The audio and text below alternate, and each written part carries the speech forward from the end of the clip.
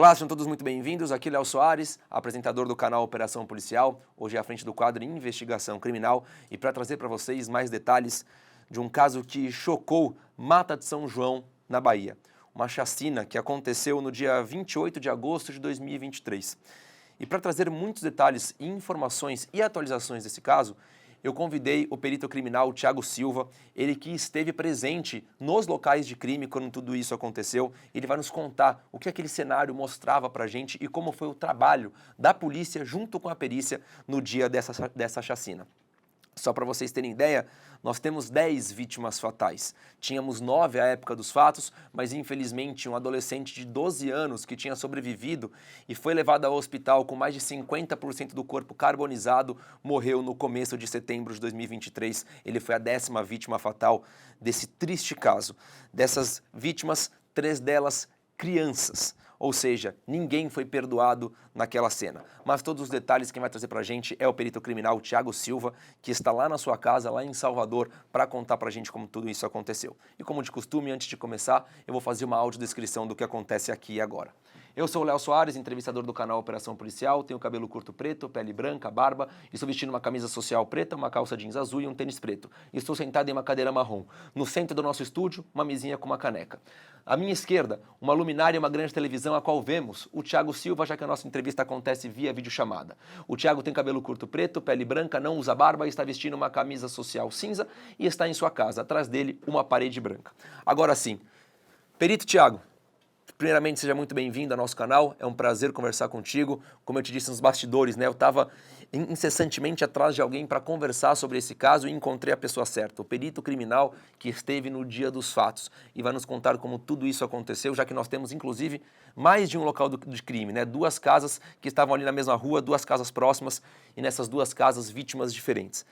E eu quero que você comece contando pra gente o que aconteceu, o que é essa chacina que vitimou 10 pessoas em Mata de São João em agosto de 2023. Seja muito bem-vindo. Obrigado pelo convite, Leonardo. Obrigado aí, parabéns pelo canal, aí, Operações Policiais. Então, eu sou perito criminal, né, lotado em Camaçari, é uma grande cidade da região metropolitana de Salvador, e estava no final do meu plantão, no dia 28 de agosto, na verdade o plantão era no dia 27, mas como a gente trabalha 24 horas por dia, por plantão, na saída do meu plantão fui acionado por volta de 6h30, 6h45, com a primeira informação que eu vi. A gente tem um serviço de inteligência de comunicação, e esse serviço me aciona. Ele me acionou para uma chacina de 8 pessoas com um sequestro de uma criança.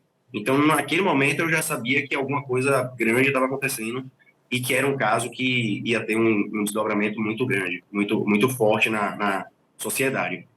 Aí, formei a minha equipe, né, me organizei e a gente deslocou para a delegacia de Mata de São João. Chegando lá, a gente recebeu as informações corretas de que haviam, na verdade, 9 corpos. Então, foi uma chacina de 9 corpos. Inicialmente, eu não sabia que eram 2 locais. Na criminalística, eu vou explicar um pouquinho mais na frente, que nesse caso a gente chama de local imediato e um local relacionado, né, por conta do contexto mesmo. Como você já falou, foram 2 casas, mas essas casas, entre elas, tinham uma distância de apenas 3 metros, mas eram terrenos separados, né? Havia uma cerca convencional de estaca de madeira com arame farpado entre elas, mas eram casas muito próximas. A parede de uma tinha uma distância de 3 metros para a parede da outra.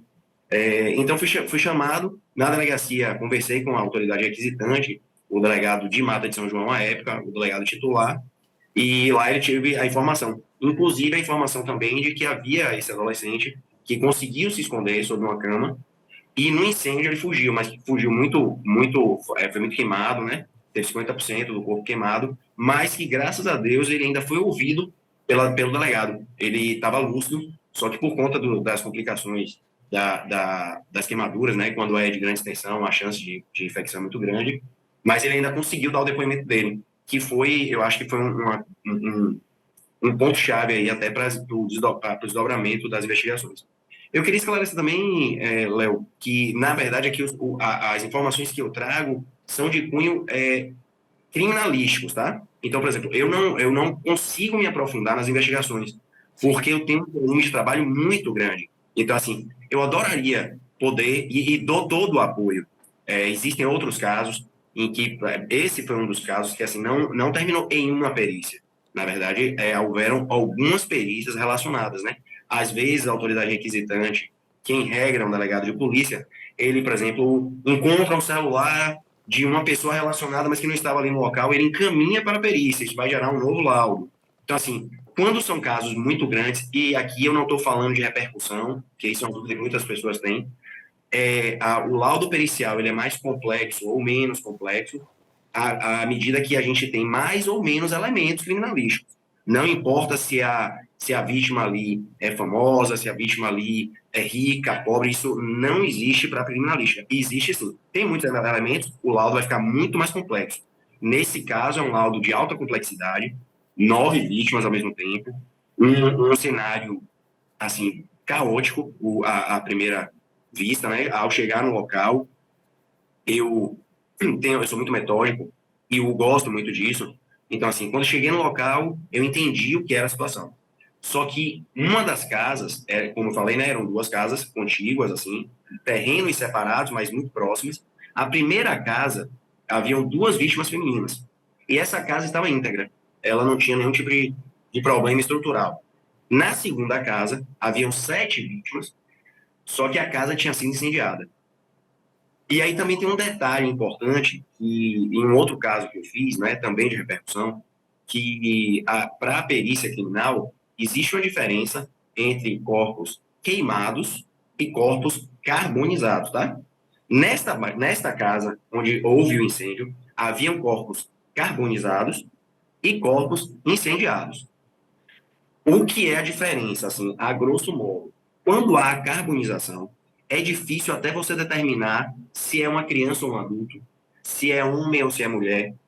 E na queimadura, não. A queimadura, ainda que atinja 70% do corpo, ainda existem elementos ali que eu vou dizer. Existe a genitália, então essa com certeza é uma vítima do sexo feminino, este é uma vítima do sexo masculino, mas o carbonizado, em regra, a gente não consegue falar isso. O que vai conseguir definir se é ou não, normalmente é a descrição de alguém, mas que o perito não se prende. Por exemplo, eu não posso me prender de que me disseram que neste veículo aqui era um homem. Não. Esse corpo carbonizado, ele, em regra, será submetido ao exame de DNA. É o exame de DNA que vai atestar que aquela pessoa é aquela pessoa. Poxa, quem estava dirigindo o veículo, é só um exemplo, tá? Quem estava dirigindo esse veículo que acabou se envolvendo no incêndio ou no acidente e incinerou o veículo e a vítima, carbonizou a vítima, era João. Pronto. Nós vamos pegar a família de João, coletar material genético deles, comparar com o material genético dentro do ovo, que é uma parte que a gente consegue conservar mesmo com altas temperaturas. Aí a gente diz que é João. Não basta as pessoas dizerem, o João estava dirigindo esse carro. Para a criminalística, a gente só consegue afirmar algo com provas robustas, né? E, Tiago, quando vocês entram nessa casa que tinha sido incendiada e, obviamente, causa problemas estruturais, tinham corpos carbonizados que vocês de início não conseguiam identificar? Tinha sim, tinha, Léo. Vou contar uma coisa bem da perícia, tá? Uma curiosidade, Por favor, por assim, uma favor. coisa que não foi muito divulgada e é bem interessante. Eu tenho um hábito, como sou muito metódico, normalmente cenas mais complexas, por exemplo, participei de um triplo homicídio. Antes de eu começar a minha perícia, eu tenho o hábito de fazer um croquis. Croquis bem simples. Um quadrado retratando o ambiente onde estão os corpos, e eu sempre numero as vítimas, para eu seguir uma ordem e não me perder. Eu tenho esse hábito. E nesse dia, inicialmente eu vi que era uma casa carbonizada e uma casa não carbonizada mais próxima à rua, né? Porque você vinha pela rua principal, entrava num beco de caminho de terra e aí você tinha acesso a essas casas. Era mais um local bem aparentemente tranquilo até, o acesso não era tão difícil. Então eu comecei pela casa em que não havia um incêndio. O incêndio já havia sido debelado, né? Ele já tinha tido o combate ao incêndio, não pelo Corpo de Bombeiros, se não me engano, a própria comunidade apagou o incêndio. E veja, Léo, quando eu estava iniciei a minha perícia, né, nos dois corpos femininos que não tinham sido incendiados, um delegado que estava no local falou: doutor, o senhor vai começar por aí? Aí eu falei assim: vou sim, doutor. Eu já comecei, inclusive, eu já tinha fixado, que é um termo que a gente usa, eu já tinha fixado um vestígio. Eu lembro exatamente que eu fixei um vestígio. Desculpa te interromper, essas duas moças que estavam nessa casa, elas não tinham sido queimadas, carbonizadas? Qual que era o ferimento, Thiago? Foi disparo de arma de fogo e arma branca. Uma arma. Eu fiquei em dúvida à época, porque, assim, eram lesões de arma branca. Bom, na verdade, das duas vítimas, uma vítima era só arma de fogo e a outra era arma de fogo e arma branca. Só que a arma branca, pérfuro, não era pérfuro contundente, era como se fosse uma faca. Né? Pérfuro contundente é quando corta e bate. Facão é pérfuro contundente. Ela é uma pérfuro incisa, né? Ela, pérfuro cortante, para ser mais exato, não pérfuro incisa. Pérfuro cortante. Eu acreditava que era pérfuro cortante com lesões bem graves também. Mas também, assim, então tinha uma vítima com o disparo de arma de fogo e uma vítima com disparo de arma de fogo e pérfuro cortante, tá? Isso na primeira casa. Só que quando eu estava iniciando essa perícia, o delegado me avisou. Tiago, não é melhor você começar por lá? E eu falei assim, por quê, doutor? Ele falou, porque tem um corpo ainda pegando fogo. Então eu parei a perícia da primeira casa e fui para a perícia da segunda casa. Inclusive, foi uma das pessoas que estava me ajudando, né, que estava lá na minha equipe, que pegou um balde de água e apagou aquele fogo ali. Porque aí, senão, eu podia perder mais elementos de uma vítima. E essa vítima, apesar de ter sido consumida parcialmente o corpo, ela não estava carbonizada, porque a parte íntegra do corpo eu sabia, dava para identificar que era uma vítima do sexo feminino, né? Ao chegar no local também, Léo, assim, eu lembro que você conversando comigo anteriormente, você falou o nome de uma pessoa. Eu não sei. Assim, eu não vou poder afirmar os nomes, porque, para mim, como é uma coisa muito recente, a não ser que saibam, por exemplo, olha, hoje teve um homicídio, aparentemente um homicídio de João. Aí vem na minha requisição já dizendo que aquela pessoa é João. Aí eu digo que é João porque o delegado está me avisando. Mas lá foram, assim, 9 vítimas. Não tinha Porque, nome, não tinha nada. inclusive as que estavam íntegras, não, as que estavam íntegras foram identificadas. Porque sabiam quem eram elas, acharam documentos de identificação nelas. Então elas, eu sabia, eram duas irmãs até. Duas Mas os irmãs, outros era 7, a Clícia e a Sara. exatamente, Cleice e Sara. Elas eram identificadas por meio da requisição que eu recebi. Aí na requisição constavam Clícia, Sara e 9 ignorados, ou os 7 ignorados. Então, assim, para mim, por exemplo, se você me perguntar se o nome de uma das crianças era X ou Y, eu não vou saber de fato. Não é porque eu não quero informar, não, tá? É Então, porque tudo aí eu certo. chego. Então, e nesse momento eu parei a perícia da primeira casa e fui fazer a perícia na segunda casa. E assim foi feita. Aí eu concluí a perícia dos 7. Aí, assim, à medida que a gente vai concluindo, a gente vai, nesse dia, Léo, também, assim, para as pessoas entendam, como eu sou lotado em Camaçari, Camaçari cobre os municípios de Candeias, Dias d'Ávila, Mata de São João, Pojuca e Camaçari. Só que nós temos uma estrutura mais enxuta do que a capital. Então, nós temos um rabecão, uma viatura grande e uma viatura pequena. Basicamente é isso. Só que no rabecão, só cabem 4 corpos. Então tiveram que ser deslocados 2 rabecões de Salvador para dar apoio, para fechar a conta de 9 corpos. Então, aí, só que eu ando com a minha equipe de Camaçari. Então, o pessoal ajudou para dar apoio, mas, por exemplo, eu tenho um auxiliar de necrópsia, ele que me ajuda a manipular os corpos para eu poder fazer as anotações que eu preciso, né? Eu também mexo, eu manipulo, mas, assim, é muito importante a presença de outros que me ajudam, né? Para poder a gente até... Foi uma perícia que começou por volta das 9h40, entre 9h40, 9h45 e 10 horas, e eu concluí 12h30, mais ou menos. Né? Eu concluí e retornei à base. E, Thiago, com o seu feeling, né, com o seu tato policial, quando você chega nessas cenas de crime, aí quero englobar as duas casas, o que essas cenas mostravam para você? Parecia ser um crime passional, parecia ser uma guerra de facções, parecia ser um crime de vingança. Quando você chega ali, qual é o primeiro sentimento que você tem? Ah, o que aconteceu aqui foi isso. Não estou dizendo já pós-investigações, estou dizendo do seu feeling, do seu tato.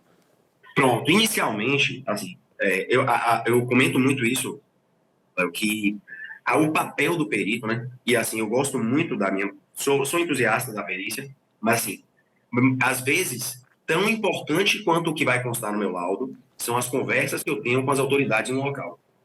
Naquele momento ali, eu não sabia da origem, não sabia exatamente o que era. O que eu sabia? Que era um local em que havia tráfico de drogas e que é dominado por uma facção. Pela violência que eu encontrei na casa incinerada, eu deduzi que era uma briga de facções, algum acerto de contas. Só que, ao mesmo tempo, assim, quando eu fui desdobrando ali, principalmente a casa incinerada, o que é que eu vi? Que, assim, tinha alguma coisa, não necessariamente passional, mas envolvia emoção. Então, por exemplo, a primeira coisa que eu imaginei foi uma briga de facção, provavelmente um dissidente. Aquela pessoa que servia a uma facção e migrou para outra. Normalmente a crueldade é muito grande quando isso acontece.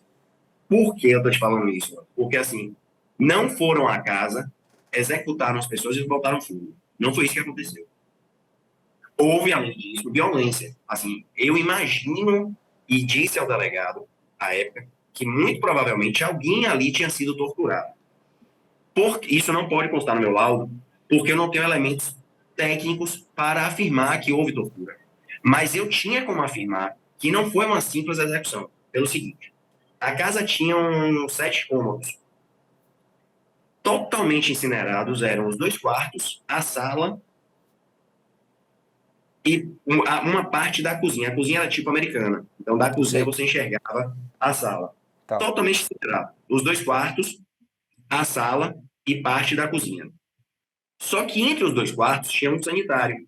Esse sanitário, ele não foi totalmente consumido pelas chamas. Por que eu digo que houve, não sei se tortura, mas que alguém foi agredido antes de ser morto? Porque nas paredes do sanitário haviam manchas de sangue muito características de espancamento. Então, assim, e não haviam corpos lá dentro. Então, alguém foi espancado ali dentro, depois foi retirado e executado. Além disso, foi uma cena que, assim, havia um corpo que, além de ter perfuração por arma de fogo, foi lesionada por arma porto-contundente, que é uma arma diferente da arma que eu vi lá. Veja, quando eu falo arma, eu não vejo o objeto, tá? Eu vejo a lesão. Então, assim, tinha um dos corpos na casa incinerada que, além do disparo de arma de fogo, foi lesionada com a arma corto-contundente. Corto-contundente é facão, foice, enxada, machado. Então, assim, o nível de violência ali foi muito grande, né? E, inclusive, as crianças, né, que também haviam, né? Depois eu fiquei sabendo, eu deduzi que haviam 2 crianças, veja. Depois eu descobri que eram 3. Elas foram colocadas em um quarto e incineradas. Assim, elas foram executadas e depois foi colocado fogo no corpo dessas crianças, né? Para poder diminuir as vestígios. Deixa eu te fazer uma pergunta. Você consegue nos dizer se todos foram executados e depois carbonizados ou queimados, ou se algum foi carbonizado antes, ou, quer dizer, morreu queimado, né? É possível não, isso, Tiago? Não, eu não consegui, assim, ó, eu conseguia afirmar lá no momento que 4 daquelas 7 vítimas haviam sido executadas e após colocado fogo na casa. E quais são os elementos que você tem para dizer isso? Eu quero entender. Como que você... eu vi, essa pessoa ela foi executada e depois carbonizada. O que te mostra isso? Os corpos eu conseguia ver lesão de arma de fogo em locais letais. Certo. Mas, por exemplo, e qual é o problema? E aí eu não posso afirmar. Os corpos que estavam muito queimados, que estavam carbonizados, por exemplo, a criança tinha, se não me engano, tinha uma criança de 10 ou 12 anos carbonizada. É uma de 13 anos, Gabriel Souza dos Santos. A de 13, era um menino, né, de 13 anos? É um menino, Gabriel. Pronto, o de 13 anos. Ele ficou muito pequeno por conta do calor. Nossa. E o corpo fica numa condição que seria muito temerário da parte do perito afirmar uma lesão. Porque enruga muito, queima muito. Então, assim, ainda que eu ache um orifício, é difícil eu dizer. O ideal é que o médico legista, porque o médico legista ele vai olhar externamente, ele tem uma coisa, um objeto que a gente chama de guia, que ele, achando um orifício, ele vai introduzir essa guia. E aí ele vai ver se tem um caminho. Se tiver um caminho, é um forte indício de que houve um disparo de arma de fogo. Quando ele abrir a cavidade, ele pode ou não achar o projétil de arma de fogo ali, porque pode ter atravessado o corpo da pessoa.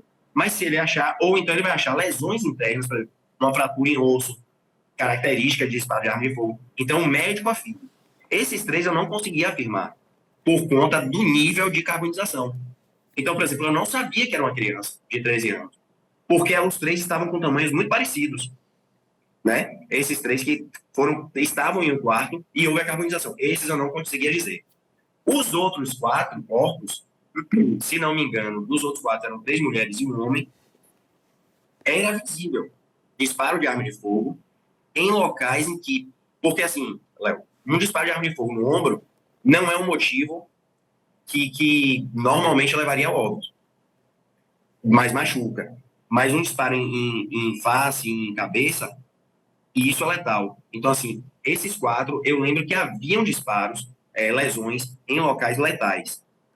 Para fechar com isso, assim, para eu poder afirmar, ó, esses daqui, eles foram lesionados antes, porque mesmo assim eu ainda não afirmo.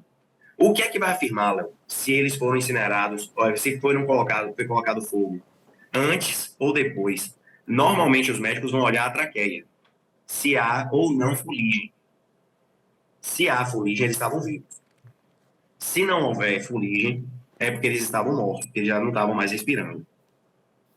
É normal encontrar na região bucal, mas na traqueia, nessa parte aqui mais respiratória, já não é normal. Então, isso eles conseguem fechar. O perito no local ele não consegue dizer isso. Então, eu conseguia dizer, e aí, para corroborar que esses 4 haviam tomado disparo de arma de fogo, esses 4 corpos, eu encontrei estojos de provenientes de pistola pelo chão, ainda que catando ali pelas fuligens, pelos destroços, eu consegui achar. Inclusive afirmar o calibre que foi utilizado ali, né? Qual foi o calibre, doutor, você lembra? 9 milímetros. 9 milímetros. 9 milímetros. E dentro daquele, porque eram dois, como eu tô falando, 2 quartos, né? Assim, com as portas, uma de frente com a outra. 3 corpos estavam aqui. Aqui dentro eu já não achei estojos. Mas isso não me diz, o papel do perito é isso, eu não posso dizer que não foi.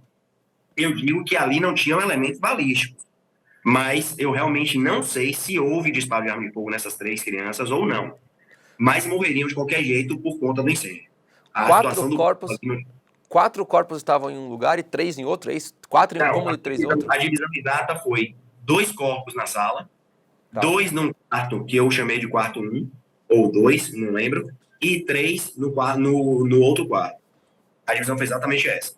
Então eram 2 na sala, 2 do sexo feminino, 1 do sexo feminino e do sexo masculino no quarto, na porta do quarto, e 3 no segundo quarto, próximo à janela, e longe da porta, né? Assim, eu não conseguia saber, por exemplo, fecharam a porta desse quarto para que eles não pudessem sair e atearam fogo, porque já não tinha mais porta, né? Eu conseguia afirmar que a porta do banheiro se encontrava fechada no momento do incêndio, porque conservou as evidências que tinham lá dentro. Entendi. Na sua opinião, quanto tempo durou essa ação, Thiago? Então, porque assim, essa não foi a minha primeira chacina. E algumas coisas, assim, no dia a dia a gente vai aprendendo algumas coisas. Por exemplo, uma coisa também importante para falar. Eles tiveram bastante tempo, porque não é um local central de Mata de São João. Isso é muito importante, né? Assim, existem ações que precisam ser rápidas.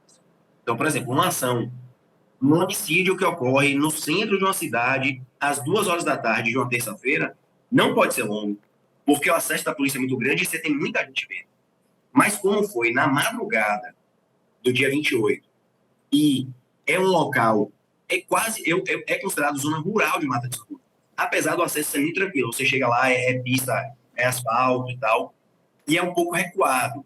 Só que é um local que era conflagrado, me parece que agora está mais tranquilo, mas era conflagrado, era um local que sabiam que o tráfico de drogas atuava de forma muito forte. Então, mas assim, eu acredito, sim, o que é muito importante, tinham vários algozes ali. Não foi coisa para um autor. Precisavam ter alguns autores. Eu diria que no mínimo 3. No mínimo, mas isso é uma informação que eu não tenho como ter certeza. Mas por que 3, Thiago? Porque você, na primeira casa, você tem 3 ambientes.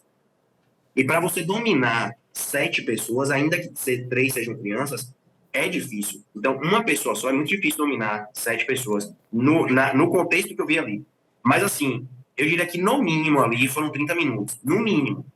Acredito que tenha sido um pouquinho mais, entre 45 e 1 hora, né? Porque não foi uma simples execução e incêndio. Houve houve espancamento, ou houve lesão, houve coisa física também, sabe? Além disso, houve lesão, corpo contundente, né? Teve um corpo lesionado de forma corpo contundente, que muito provavelmente foi antes. E por isso eu sabia que tinha emoção ali. Não vou chamar de passe. Depois eu fiquei sabendo que havia, né? Foi um crime passional. Tanto que Motivado muita por gente ciúmes, duvidou. né? Exatamente. Muita gente duvidou porque parecia muito rixa de tráfico de drogas. Né? Facção com facção, que também é muito violenta. Inclusive, a polícia começou trabalhando com uma guerra de facção, de início, né, naquele imediatismo, porque chega lá, tem que abrir as investigações, mas depois, no decorrer, foram descobrindo aí evidências que trouxeram para um crime passional. E, se eu não me engano, uma das linhas de investigação era a briga entre facções. Né? Só que depois chegou-se, assim, concluiu-se que o inquérito está fechado. Então, assim, chegou à conclusão que, inicialmente, achavam que estavam, assim, a população, muitas pessoas me perguntavam, estão encobertando alguma coisa, né, Thiago? E eu não sabia também. E depois, realmente, mas assim, foi uma investigação muito rápida. Assim, conseguiu fechar muito rápido, pegar uma das autoras muito rápido. Então, assim, o quebra-cabeça começou a montar e quando eu fui conversar com o delegado, esse foi um caso que, assim, eu fui muito requisitado, né, com perícias complementares, fazer perícia em outros objetos que não estavam lá no local, a arma que foi encontrada para saber se foi a arma usada lá, foi periciada. Então, assim, e conversando com o delegado, ele me afirmou, não, Thiago, a linha. Desculpa te interromper, só para não esquecer, essa arma que foi periciada, de fato, era a arma que tinha participado da chacina? Eu ainda não sei, porque, assim, ela foi encaminhada para microcomparação balística. Né? Tá. Que a gente acha projétil em algum corpo, retira. Existia, se não me engano, projétil na outra casa, na casa que não foi incendiada, que o projétil é muito importante. A maioria dos projéteis que a gente usa, que a gente pode usar na microcomparação balística, por exemplo, são encontradas dentro dos corpos das vítimas. Eles são mais conservados. Eles podem estar mais conservados. Se não me engano, foi feito. Agora eu não sei o resultado, né? Porque essa não é uma perícia que eu faço. Eu faço a perícia na arma, para saber se ela está funcionando, se ela está ativa, e encaminho para a coordenação de balística forense daqui de Salvador. E aí é na balística forense, e é isso que eu estava te falando antes, Léo. Eu adoraria. Puxa, e aí deu resultado, não deu resultado, porque o laudo vai voltar para minha, que a gente chama de CRPT aqui na Bahia, para a Coordenadoria Regional de Polícia Técnica de Camaçari. Mas só que o fluxo do meu trabalho é muito grande. Então, o que é que acontece? Uma microcomparação balística que eu solicitei a Salvador vai passar direto para o delegado, o resultado. Entendi. Eu apenas informo que pedi. Aí eu não sei te afirmar, mas eu acredito que chegaram a arma também, viu? Eu acredito, mas eu não tenho como afirmar, não. Até porque, você disse muito bem disso, né, que uma pessoa foi presa, um suspeito foi preso horas após a chacina, né, e nós temos outros três suspeitos mortos, né, que morreram em confronto com a polícia, certo? Isso. Eu te interrompi aquela hora, se você quiser voltar, você estava dizendo que você conversou com o delegado e que vocês começaram a dar continuidade, que vocês continuaram com o caso? Não, então, em conversa com o delegado, ele realmente me falou que tinha sido passional. E em conversa com o delegado, assim, é isso que eu falo. No meu laudo, eu tenho um prazo, né, os peritos criminais possuem um prazo de 10 dias para emitir os laudos periciais, independente da área. Às vezes, esse é um laudo complexo. Esse é um laudo que eu poderia estender um pouco, mas eu acho que entreguei com 9 dias. Mas antes de entregar o laudo, já na conversa ali, eu já tinha afirmado para o delegado, então, doutor, a arma que o senhor procurou é um 9 milímetros, porque eu só encontrei 9 milímetros. Então, mas muito provavelmente mais de uma. Podem ser duas ou três, ou apenas uma, né? Porque assim, também você pode ter ali uma situação em que 3 pessoas contiveram as vítimas, mas só um realizou disparo de arma de fogo, né? Mas assim, o importante era, não precisa procurar outros calibres. Já pode afunilar a investigação e focar em um tipo de arma. E isso foi feito. Tanto que foram apresentadas armas de 9 milímetros para serem periciadas e serem encaminhadas, né? Que é o que eu converso muito com as pessoas, assim, que como a perícia ela não é tão conhecida, apesar de que hoje nós já somos muito mais conhecidos, né? Depois do caso Isabela Marconi, a perícia deu um pulo, um salto, assim, muito bom. Mas assim, a gente ainda não é tão conhecido. Então tem gente que não entende a nossa função. Mas aí, naquele dia, o que eu falei foi a mesma coisa, doutor, os senhores não estão procurando um autor. Aqui não tem como ser um autor. Precisa de mais de uma pessoa. Ainda que um tenha sido o mandante, ou mentor intelectual. Na ação, precisa de no mínimo 2 a 3 pessoas para conter as 7. Porque, Léo, uma coisa seria, entrem todos neste cômodo, e aí eu consigo conter. Um autor consegue. Não foi o caso. Eram 3 cômodos, e depois a casa, né, que já é outro, não é no mesmo contexto, é na mesma situação, mas o contexto é um pouco diferente. Uma outra pergunta, foi utilizado algum líquido inflamável para incendiar tanto a casa quanto os corpos? Foi.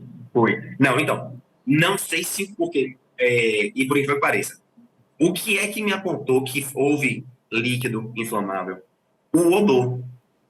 A casa cheirava a solvente, né? Mas assim, a gente nos corpos eu não sei porque acaba se misturando. E o cheiro da carne é muito forte. Então, se você chega com aquele cheiro de carne queimada mesmo, sabe? Tanto que a roupa que a gente usou, meu colete, a capa do meu colete eu tive que botar para lavar. Né? Eu tive que fazer uma lavagem porque fica muito impregnado.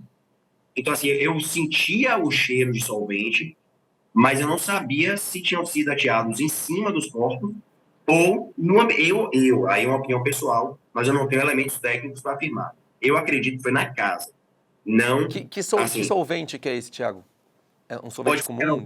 pode ser querosene e gasolina. Eu lembro, se não me engano, o odor era muito forte de gasolina, se não me engano. E é um solvente mais acessível, né? Qualquer posto você consegue encher um galão ali e utilizar. Se não me engano, o odor era. Agora sim, eu ainda consegui sentir o odor, porque estava forte. Mas assim, a casa, por exemplo, já não tinha teto. Os cômodos que eu periciei, os 2 quartos, a sala e a cozinha já não tinham teto. O que faz com que o odor também ele se dissipe mais rápido. Sim. Nesse prazo de 10 dias que você disse dos laudos periciais, estão incluídos também as identificações dos corpos? As identificações, assim, depende da metodologia que vai ser utilizada. Na perícia, nós temos 3 metodologias, né, principais. E nós usamos um critério de eficiência, custo e tempo. Não há hierarquia, tá? E assim, se foi feita com o primeiro método e confirmou a identificação, não se faz o segundo e o terceiro. Quais são os Certo. métodos? Papiloscopia, que aqui na Bahia, o principal autor a fazer esses exames são os peritos técnicos, né? É o cargo nosso, que é um cargo similar ao perito papiloscopista da Polícia Federal. Tem algumas polícias técnicas. Na verdade, o cargo de perito técnico só existe na Bahia. Mas, assim, eles são os papiloscopistas da Polícia Técnica. Então, a primeira tentativa seria a papiloscopia. Identificação papiloscópica, né? Impressão Só que... digital. E impressão digital. Por quê? É barata e rápida. Mas, por exemplo, nos corpos carbonizados, já não é possível, que as papilas não estão mais íntegras. Então, assim, aí tem que ter uma análise, o perito técnico ele vai analisar e vai dizer, ó, eu consigo identificar 4 corpos aqui. Eu não lembro exatamente os números. Eu lembro que teve identificação feita por perito técnico, né, papiloscopia, teve identificação feita por odontologista, odontolegal, que é a arcada dentária, e teve identificação de DNA. Aí, Léo, assim, a papiloscopia é mais rápida, ela é mais célere. Normalmente, se ela for possível, o perito técnico consegue fazer muito rápido. A arcada dentária é a mesma coisa. Qual é o limitante da arcada dentária? Aí, qual seria o limitante da papiloscopia? A integridade das papilas digitais. Se há, se não há. Ou se, mesmo que havendo, se estão íntegras. Tem os elementos necessários, identifica muito rápido. É um trabalho muito bom e muito rápido feito pelo perito técnico. Se não for possível, a arcada dentária. Só que qual é o limitante da arcada dentária? A arcada dentária é necessário ter ficha odontológica. E, infelizmente, a maioria da população brasileira não tem ficha odontológica. Mas, nesse caso, se não me engano, houveram corpos identificados por arcada dentária. E aqueles que não eram possíveis, aí foi feito o DNA. DNA já demora mais, que é um processo. Eu por formação, sou biólogo e sou advogado, e assim, já participei com uma ajuda só, né? Aqui na Bahia a gente teve uma época que a gente tinha muito força-tarefas para ajudar a capital. Então, assim, eu participei da força-tarefa de genética. O exame é muito complexo e, assim, é até interessante que algumas pessoas falam, o exame de DNA é tão rápido. Mas se você tiver as condições ideais. A condição ideal coletou aqui material em mim, meu filho, a gente compara, é tranquilinho. Mas pegar de um corpo carbonizado, o DNA ele vai ter que ser achado. Então, assim, não é tão simples. Você vai ter que ter acesso ao osso, vai ter que ver se aquele osso teve degradação da molécula do DNA ou não, por conta da chama. Então, é um trabalho muito complicado e muito delicado. Aí, o de DNA, ele pode demorar um pouco mais. Só que, assim, esses 10 dias são um prazo legal, previsto lá no Código de Processo Penal. O perito criminal ele pode pedir uma extensão. E, normalmente, por exemplo, num caso de DNA, nem é solicitado uma extensão, porque as autoridades também sabem da complexidade do exame. Então, assim, normalmente ele vem com 1, 2 meses aí. Certo. E tinha muito sangue nas casas, Thiago? Não, então, na casa que foi incendiada, não. Eu só encontrei vestígios de sangue dentro do banheiro. Dentro do banheiro e em uma pilastra, que era a pilastra em frente à porta do sanitário. Porque ali ficou íntegro. Então, assim, a ação das chamas, eu já não via mais sangue na casa incendiada. Mas vi, tanto que tem uma análise de sangue, tanto nessa pilastra quanto dentro do sanitário. Porque, em regra, quando a gente acha sangue no local, a gente usa as melhores doutrinas aí. Eu uso muito velho, é um perito criminal, é um livro de um grupo de peritos criminais da Polícia Federal, e eu faço muita análise de sangue baseada nos achados deles, né? Mas a gente tem vários peritos criminais aí, especialistas. Aqui na Bahia tinha, né? Tem Dr. Eduardo Doria, que é um especialista, é um nome nacional aí, especialista em mancha de sangue. Também eu uso o livro dele. Então, assim, eu fiz análise de mancha de sangue para mostrar que no sanitário, por exemplo, a pessoa ou as pessoas que foram lesionadas ali estavam em pé, elas ainda não estavam no chão, por conta da altura e do tipo. E essa marca que você via era rastro de mão? Não, era respingo, Ah, respingo. respingo. Típica de lesões consecutivas. A gente chama de espargiamento ou cash-off. Né? É um tipo de marca que é espargiamento. Por exemplo, se um autor utiliza uma arma branca, por exemplo, não foi, eu acredito que não foi o caso.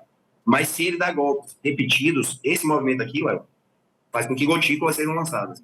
Entendi. A gente chama de cash off, vai impregnando ali. Ou espargiamento, tá? Aí, no sanitário, eu consegui ver isso, porque ele foi muito conservado. O sanitário foi muito conservado. Assim, o forro, que era plástico, ele foi queimado, mas as paredes estavam íntegras. Não estourou os azulejos. Os azulejos estavam todos íntegros.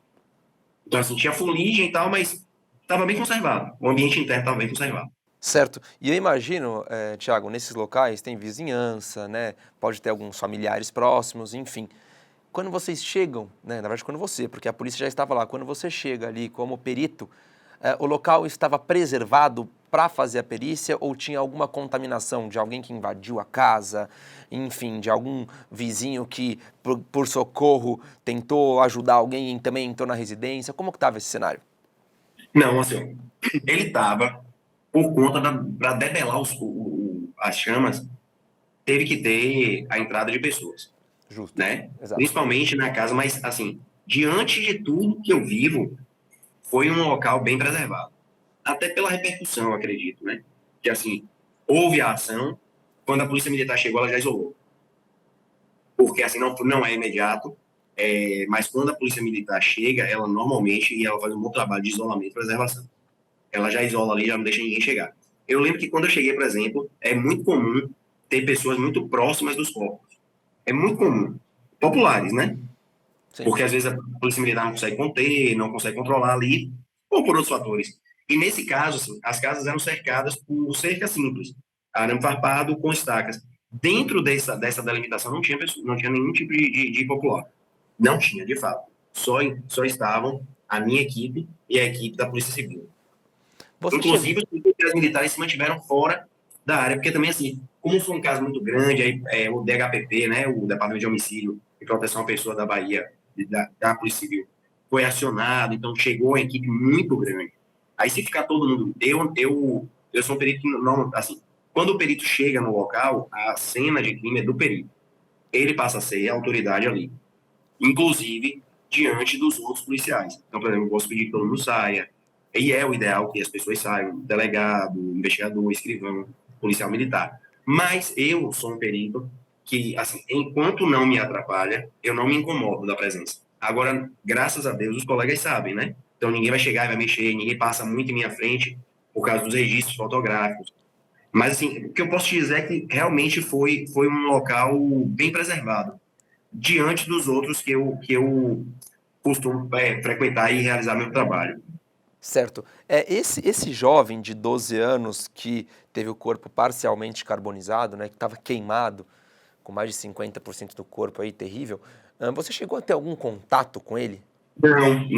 Não tive. Quando eu cheguei na delegacia para fazer o deslocamento para o local, eu aguardei o delegado, porque o delegado estava no hospital tomando o depoimento dele. Ah, Mas esse menino deu depoimento no hospital. que ele foi socorrido, que ele conseguiu sair da casa, aí ele conseguiu fugir, aí ele foi socorrido por vizinhos e foi levado para o hospital. Lá para o hospital, não sei qual hospital, lá em Mata de São João. Então, tanto que quando eu fui acionado, que eu cheguei na delegacia, o delegado não se encontrava. Mas ele não se encontrava, eu lembro que eu estava no estacionamento, ele chegou na viatura e ele falou, Thiago, eu estava tomando depoimento do garoto. Eu falei, ele está lúcido? Aí, tanto que a gente pensou que ele ia sobreviver. Tanto que a gente comentava muito, assim, poxa, mas vai ficar com quem? Porque a família foi toda, né? E aí ele falou, pô, ele tá assim, tá lúcido, graças a Deus. E, inclusive, se não me engano, mas eu também não tenho como afirmar, ele reconhecia os autores. Esse menino morreu depois de mais de 10 dias da chacina, né? Foi, Nossa, triste caso que infelizmente marca o município de Mata de São João, né? é, com certeza. Tiago, na sua opinião, quais foram as maiores dificuldades da perícia nesse caso? Léo, então, assim, ó, que é uma perícia muito. A gente tem os níveis de complexidade da perícia. Foi uma perícia muito cansativa, porque, como eu te falei, eu comecei por volta de 15 para as 10 horas, terminei 12h30 e a gente está na Bahia. Então, imagine, é muito quente, é um lugar muito quente. Setembro já é um mês, o agosto para setembro ali já é um mês quente. Eu uso colete à prova de balas, né? Eu só desloco com colete. Então, assim, o desgaste físico foi muito grande. Aconteceu um fato também, eu estava com um auxiliar de necrópsia, que é a pessoa que manipula os corpos para mim. Eu lembro que esse colega, ele quase passa mal, porque ele não parou para beber água. Eu não parei para beber água também, mas eu aguentei. Mas ele não parou e ele teve uma hora que ele falou, doutor, eu vou dar um tempo aqui, porque senão eu vou desmaiar. E uma das dificuldades que aconteceu foi, lembra que eu contei, que eu conversei com você, é o seguinte, eu comecei com uma casa, só que depois eu tive que parar e ir para outra. Um colega meu, de profissão, um grande amigo meu, quando ele assumiu o plantão dele, que era o plantão dele dia 28, só que o fato aconteceu ainda no meu plantão. Quando ele assumiu, ele viu a minha mochila na nossa sala. E aí ele falou, Thiago, só que eu demorei para notar que era sua mochila. E quando eu notei que era sua mochila, na mesma hora ele me ligou. Falou, Thiago, eu estou indo para ir agora com a equipe de hoje para te ajudar. Aí eu falei, pô, muito obrigado. Aí ele foi. Só que qual foi o problema? Eu lembro que quando ele chegou, eu estava na casa incendiada, ele falou assim, Thiago, posso fazer a perícia da primeira casa? Porque aí já te ajuda. Eu falei, já não pode, porque eu já tinha modificado um vestígio. Então, naquele momento, aquela cena já tinha que ser minha. Porque ele Entendi. já não sabia onde estava o vestígio, ia ter confusão. Aí eu falei, poxa, eu não posso deixar você fazer. Eu agradeço muito sua ajuda, só que eu não tenho como te deixar mais, porque um dos vestígios eu já tinha isolado. Eu já tinha recolhido, fixado e recolhido. Certo. Aí, mas de qualquer forma, ele estava com uma, porque no dia, no meu plantão, estava sem perito técnico na escala, e ele chegou com uma perita técnica, uma amiga nossa. Então, ela já me ajudou muito também, porque ela começou a fazer as fotografias. Porque antes eu estava fazendo as anotações, observando os vestígios e fazendo as fotografias. Isso demanda tempo. Quando ela chegou, acelerou um pouquinho, né? Senão, acho que eu ia sair de lá umas 2 e pouca da tarde. Todos os corpos eles são retirados na mesma hora, sim? Não, Chega o carro, eles são retirados, os corpos têm que ficar ali na casa por algum tempo. qual é o modo que eu trabalho? Aí varia muito de perito para perito. E como eu te disse, normalmente eu faço um croquisinho, numero as vítimas, e aí o meu modo é assim, Léo, eu terminei uma vítima, essa vítima é recolhida. Terminei a segunda vítima, ela é recolhida, sabe? Mas antes de tudo, primeiro eu contextualizo todas, né? Que a gente tem muito, na perícia tem isso, né? A gente faz o macro e depois a gente vai afunilando. Então, por exemplo, Certo. inicialmente eu descrevo onde está todo mundo. Faço fotografias que eu consiga incluir todo mundo dentro do possível, né? Porque eu não conseguia, porque como eram cômodos separados, mas assim, faço uma fotografia que eu mostre a sala com um quarto, depois a sala com outro quarto. Depois disso, eu já tenho como fixar. Fixar, que eu tanto falo, é fixar por meio fotográfico é uma das etapas da cadeia de custódia que a gente mantém. Eu faço por fotografia, mas faço também na escrita. Na minha escrita, quando alguém lê, vai entender o contexto, aonde estava todo mundo, tem um croquis da casa, aonde cada corpo estava. Eu trabalho assim, terminei o primeiro corpo, eu retiro, terminei o segundo corpo, retiro, assim sucessivamente até que eu retiro o último corpo e encerro aquele ambiente. Vou fazer as análises de sangue, vou fazer aquelas outras análises, outras, tipo assim, se teve porta arrombada ou se não teve. Isso tudo eu consigo fazer. Depois eu já isole, ou se, no caso, se é um ambiente só, a perícia está encerrada.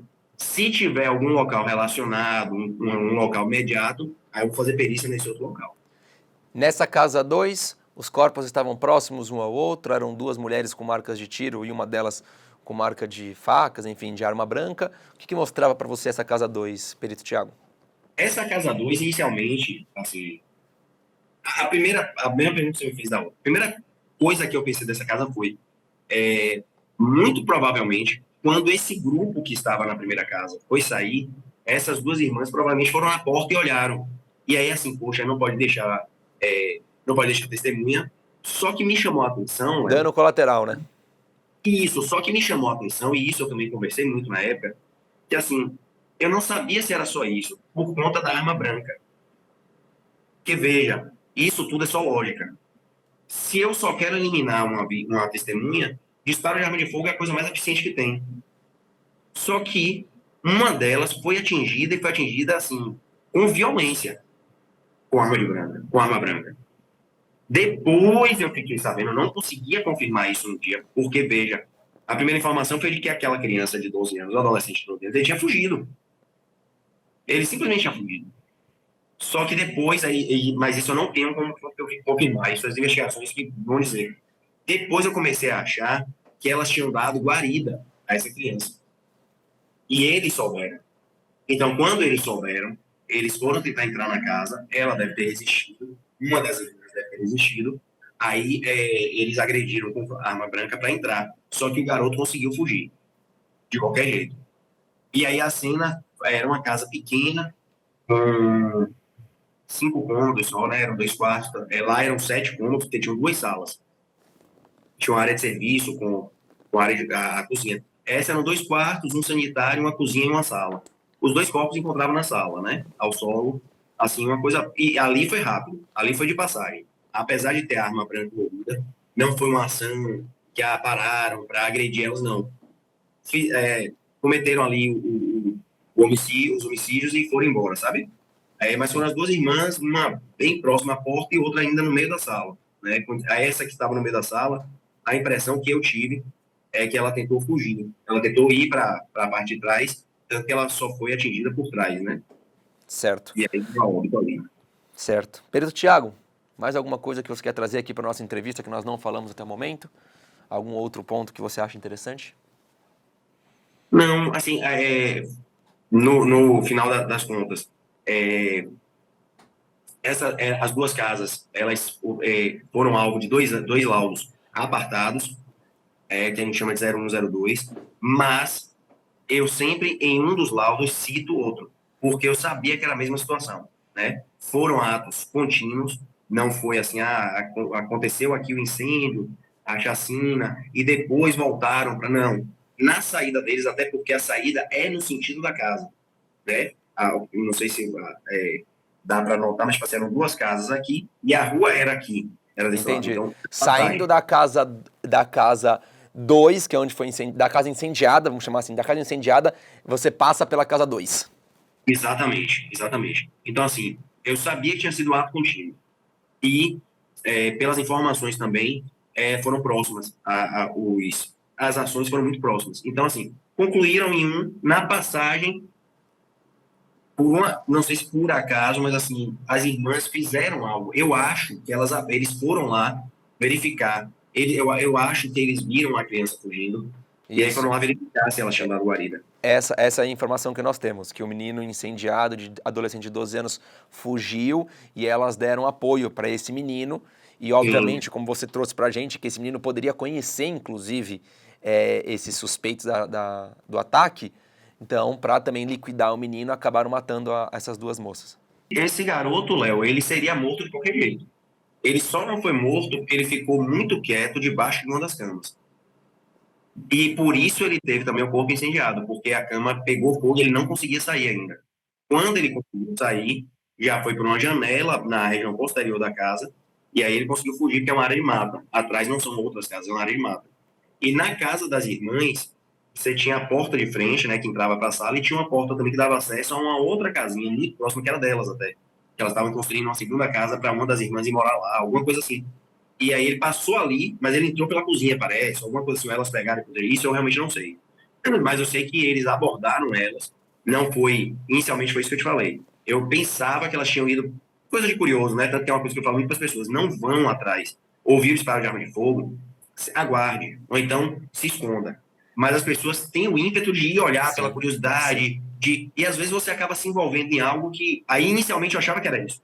Assim, poxa, para mim elas só foram olhar. Só que quando eu via o emprego de arma branca, aquilo ali já mudou o contexto para mim.